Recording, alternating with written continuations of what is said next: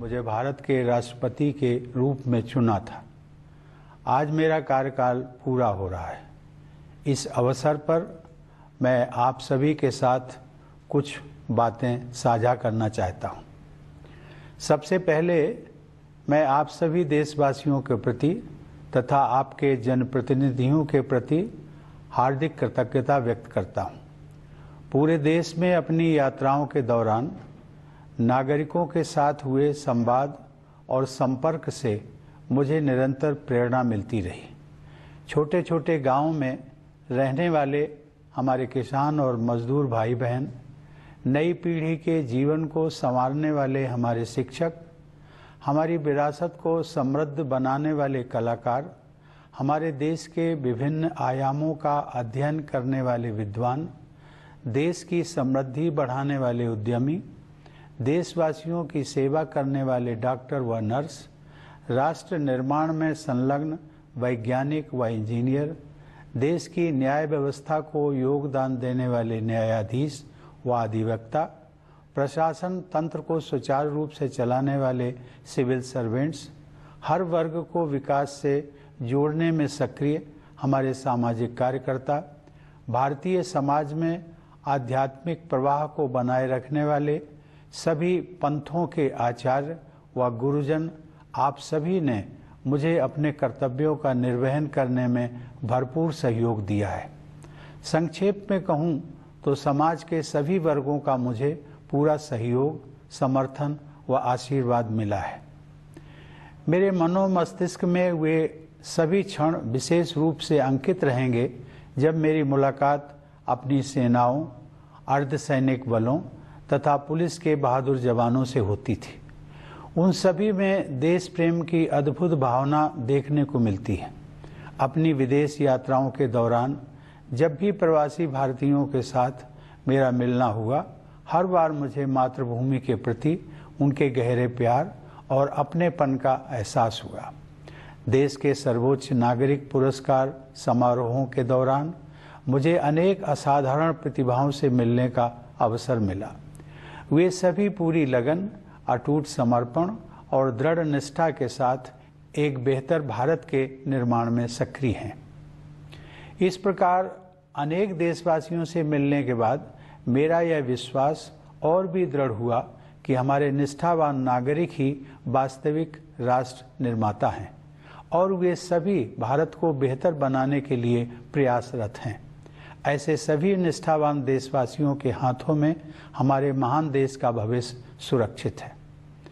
प्यारे देशवासियों, अपने इन अनुभवों से गुजरते हुए अक्सर मुझे अपना बचपन भी याद आता रहा है कि किस तरह महत्वपूर्ण ऐतिहासिक घटनाएं हमारे व्यक्तिगत जीवन को प्रभावित करती रहीं। जब अपने छोटे से गांव में एक साधारण बालक के नज़रिए से मैं जीवन को समझने की कोशिश कर रहा था, तब देश को आज़ादी हासिल किए हुए कुछ ही साल हुए थे। देश के पुनर्निर्माण के लिए लोगों में एक नया जोश दिखाई देता था। उनकी आंखों में नए सपने थे। मेरे दिलो दिमाग में भी एक धुंधली सी कल्पना उभर रही थी कि एक दिन शायद मैं भी अपने देश के निर्माण में भागीदारी कर सकूंगा। कच्चे घर में गुजर बसर करने वाले एक परिवार के मेरे जैसे साधारण बालक के लिए हमारे गणतंत्र के सर्वोच्च संवैधानिक पद के बारे में कोई भी जानकारी होना कल्पना से परे था। लेकिन यह भारत के लोकतंत्र की ताकत है कि इसमें हर नागरिक के लिए ऐसे रास्ते खुले हैं जिन पर चलकर वह देश की नियति को संवारने में अपनी महत्वपूर्ण भूमिका निभा सकता है। कानपुर देहात जिले के परौख गांव के अति साधारण परिवार में पला बढ़ा वह रामनाथ कोविंद आज आप सभी देशवासियों को संबोधित कर रहा है। इसके लिए मैं अपने देश की जीवंत लोकतांत्रिक व्यवस्था की शक्ति को सत सत नमन करता हूँ। चूँकि मैंने अपने गांव का उल्लेख किया है, तो मैं इस बात का भी उल्लेख करना चाहूँगा कि राष्ट्रपति के कार्यकाल के दौरान अपने पैतृक गांव का दौरा करना और अपने कानपुर के विद्यालय में वयोवृद्ध शिक्षकों के पैर छूकर उनका आशीर्वाद लेना मेरे जीवन के सबसे यादगार पलों में हमेशा शामिल रहेंगे। इसी साल प्रधानमंत्री जी भी मेरे गांव परौंख आए और उन्होंने मेरे गांव की धरती का मान बढ़ाया। अपनी जड़ों से जुड़े रहना भारतीय संस्कृति की विशेषता है। मैं युवा पीढ़ी से यह अनुरोध करूंगा कि अपने गांव या नगर और अपने विद्यालयों तथा शिक्षकों से जुड़े रहने की इस परंपरा को आगे बढ़ाते रहें।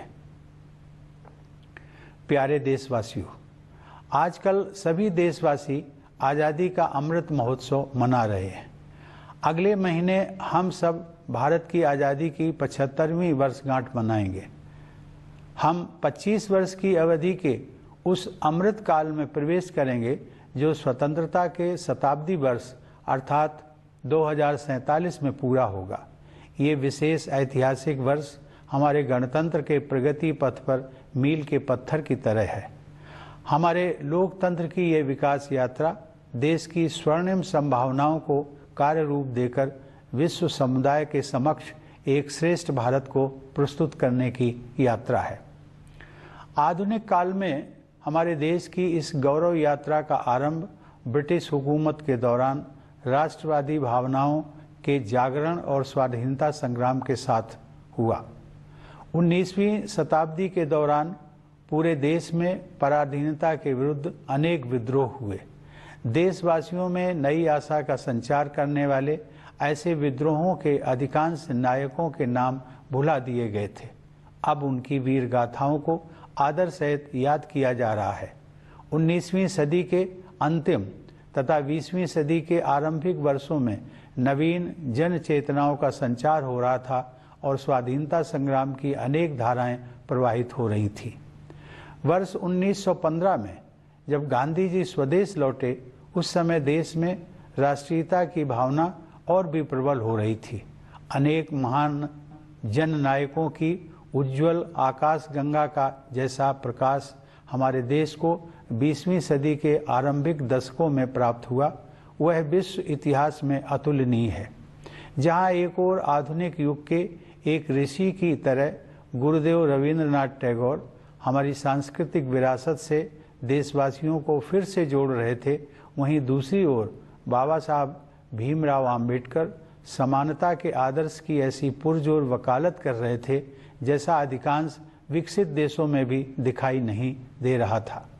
तिलक और गोखले से लेकर भगत सिंह और नेताजी सुभाष चंद्र बोस तक, जवाहरलाल नेहरू, सरदार पटेल और श्यामा प्रसाद मुखर्जी से लेकर सरोजिनी नायडू और कमला देवी चट्टोपाध्याय तक, ऐसी अनेक विभूतियों का केवल एक ही लक्ष्य के लिए तत्पर होना मानवता के इतिहास में अन्यत्र नहीं देखा गया है। मेरे मस्तिष्क में और भी कई विभूतियों के नाम उभर रहे हैं, लेकिन मेरे कहने का तात्पर्य यह है कि स्वाधीन भारत की विभिन्न परिकल्पनाओं से संपन्न अनेक महान नेताओं ने भारत की स्वाधीनता के लिए त्याग और बलिदान के अद्भुत उदाहरण प्रस्तुत किए। इसमें कोई संदेह नहीं है कि स्वाधीनता संग्राम पर गांधी जी के परिवर्तनकारी विचारों का प्रभाव सबसे अधिक पड़ा और उस दौरान उन्होंने कोटि कोटि देशवासियों की जीवन धारा को नई दिशा दे दी।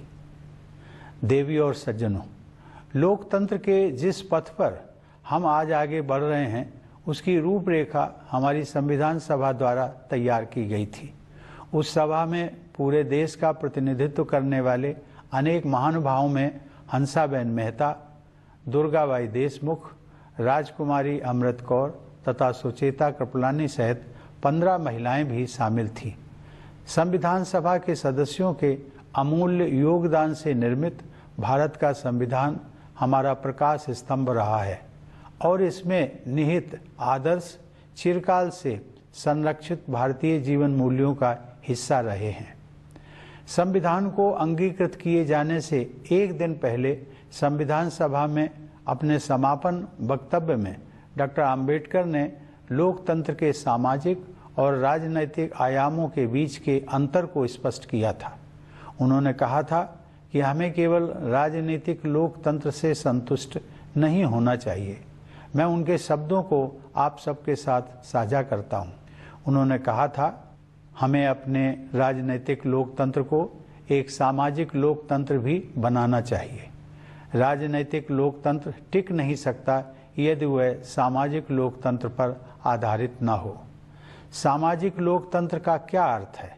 इसका अर्थ है जीवन का वह तरीका जो स्वतंत्रता, समानता और बंधुता को जीवन के सिद्धांतों के रूप में मान्यता देता है। स्वतंत्रता, समानता और बंधुता के इन सिद्धांतों को एक त्रिमूर्ति के अलग अलग हिस्सों के रूप में नहीं देखना चाहिए। उनकी त्रिमूर्ति का वास्तविक अर्थ यह है कि उनमें से किसी भी हिस्से को एक दूसरे से अलग करने पर लोकतंत्र का वास्तविक उद्देश्य ही समाप्त हो जाता है। प्यारे देशवासियों, जीवन मूल्यों की यह त्रिमूर्ति आदर्शयुक्त, उदारतापूर्ण और प्रेरणादायक है। इस त्रिमूर्ति को अमूर्त अवधारणा मात्र समझना गलत होगा। केवल आधुनिक ही नहीं बल्कि हमारा प्राचीन इतिहास भी इस बात की गवाही देता है कि वे तीनों जीवन मूल्य हमारे जीवन की सच्चाई हैं। उन्हें हासिल किया जा सकता है और वस्तुतः उन्हें विभिन्न युगों में हासिल किया भी गया है। हमारे पूर्वजों और हमारे आधुनिक राष्ट्र निर्माताओं ने अपने कठिन परिश्रम और सेवा भावना के द्वारा न्याय, स्वतंत्रता, समता और बंधुता के आदर्शों को चरितार्थ किया था। हमें केवल उनके पद चिन्हों पर चलना है और आगे बढ़ते रहना है। सवाल उठता है कि आज के संदर्भ में एक सामान्य नागरिक के लिए ऐसे आदर्शों का क्या अर्थ है? मेरा मानना है कि उन आदर्शों का प्रमुख लक्ष्य सामान्य व्यक्ति के लिए सुखमय जीवन का मार्ग प्रशस्त करना है। इसके लिए सबसे पहले सामान्य लोगों की मूलभूत आवश्यकताएं पूरी की जानी चाहिए। अब संसाधनों की कमी नहीं है। हर परिवार के पास बेहतर आवास तथा पीने के पानी और बिजली की सुविधा उपलब्ध हो, इस दिशा में हम काम कर रहे हैं। यह बदलाव विकास की बढ़ती हुई गति तथा भेदभाव से पूर्णतः मुक्त सुशासन द्वारा ही संभव हो सका है। मूलभूत आवश्यकताओं को उपलब्ध कराने के बाद यह सुनिश्चित करना है कि प्रत्येक नागरिक अपनी क्षमताओं का उपयोग करते हुए खुशी के अवसर तलाशे तथा अपने नितांत निजी गुणों का समुचित उपयोग करते हुए अपनी नियति का निर्माण करे। इस दिशा में आगे बढ़ने के लिए शिक्षा ही मुख्य साधन है। मेरा मानना है कि राष्ट्रीय शिक्षा नीति युवा भारतीयों के लिए अपनी विरासत से जुड़ने और 21वीं सदी में अपने पैर जमाने में बहुत सहायक सिद्ध होगी। उनके विकासमान भविष्य के लिए अच्छी स्वास्थ्य सेवाएं अनिवार्य हैं। कोविड की वैश्विक महामारी ने सार्वजनिक स्वास्थ्य सेवा के बुनियादी ढांचे में और भी अधिक सुधार की आवश्यकता को रेखांकित किया है। मुझे खुशी है कि सरकार ने इस कार्य को सर्वोच्च प्राथमिकता दी है। शिक्षा और स्वास्थ्य सेवाओं का लाभ उठाते हुए हमारे देशवासी सक्षम बन सकते हैं और आर्थिक सुधारों का लाभ लेकर अपने जीवन निर्माण के लिए सर्वोत्तम मार्ग अपना सकते हैं। 21वीं सदी को भारत की सदी बनाने के लिए हमारा देश सक्षम हो रहा है, यह मेरा दृढ़ विश्वास है। प्यारे देशवासियों, अपने कार्यकाल के 5 वर्षों के दौरान मैंने अपनी पूरी योग्यता से अपने दायित्वों का निर्वहन किया है। मैं doctor Rajendra Prasad, doctor S Radhakrishnan और डॉक्टर APJ अब्दुल कलाम जैसी महान विभूतियों का उत्तराधिकारी होने के नाते बहुत सचेत रहा हूँ। जब मैंने राष्ट्रपति भवन में प्रवेश किया था तब मेरे तत्कालीन पूर्ववर्ती श्री प्रणब मुखर्जी ने भी मेरे कर्तव्यों के बारे में मुझे बुद्धिमत्तापूर्ण सुझाव दिए। फिर भी जब कभी मुझे किसी तरह का संशय हुआ तब मैंने गांधी जी का और उनके द्वारा सुझाए गए मूल मंत्र का सहारा लिया। गांधी जी की सलाह के मुताबिक सबसे अच्छा मार्गदर्शक सिद्धांत यह था कि हम सबसे गरीब आदमी के चेहरे को याद करें और खुद से ये सवाल पूछें कि हम जो कदम उठाने जा रहे हैं क्या वह उस गरीब के लिए सहायक होगा। मैं गांधी जी के सिद्धांतों पर अपने अटूट विश्वास को दोहराते हुए आप सबसे ये आग्रह करूंगा कि आप प्रतिदिन कुछ मिनटों के लिए ही सही गांधी जी के जीवन और शिक्षाओं पर अवश्य विचार करें। प्यारे देशवासियों, हम सबके लिए माता की तरह पूज्य प्रकृति गहरी पीड़ा से गुजर रही है। जलवायु परिवर्तन का संकट हमारी धरती के भविष्य के लिए गंभीर खतरा बना हुआ है। हमें अपने बच्चों की खातिर अपने पर्यावरण, अपनी जमीन, हवा और पानी का संरक्षण करना है। अपनी दिनचर्या में तथा रोजमर्रा की चीज़ों का इस्तेमाल करते समय हमें अपने पेड़ों, नदियों, समुद्रों और पहाड़ों के साथ साथ अन्य सभी जीव जंतुओं की रक्षा के लिए बहुत सावधान रहने की ज़रूरत है। प्रथम नागरिक के रूप में यदि अपने देशवासियों को मुझे कोई एक सलाह देनी हो तो मैं यही सलाह दूंगा। अपने वक्तव्य का समापन करते हुए मैं एक बार फिर सभी देशवासियों के प्रति हार्दिक कृतज्ञता व्यक्त करता हूं। भारत माता को सादर नमन करते हुए मैं आप सभी के उज्जवल भविष्य की मंगल कामना करता हूं। धन्यवाद। जय हिंद।